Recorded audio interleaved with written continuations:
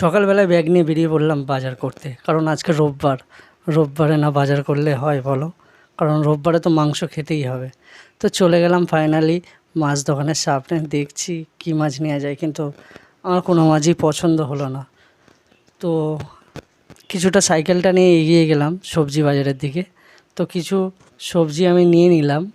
তো নিয়ে নেওয়ার পরে আমি সোজা ঘুরতে ঘুরতে আরও 5টা দোকান দেখছিলাম কী নেওয়া যায়, কারণ যেতে যেতে সত্যি খুব খিদে পাচ্ছিল।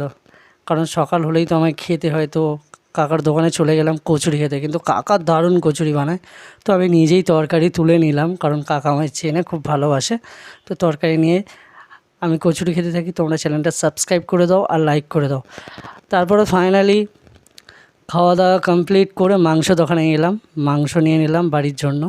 তো রোববারে মাংস না খেলে হয় বলো? Tata, by.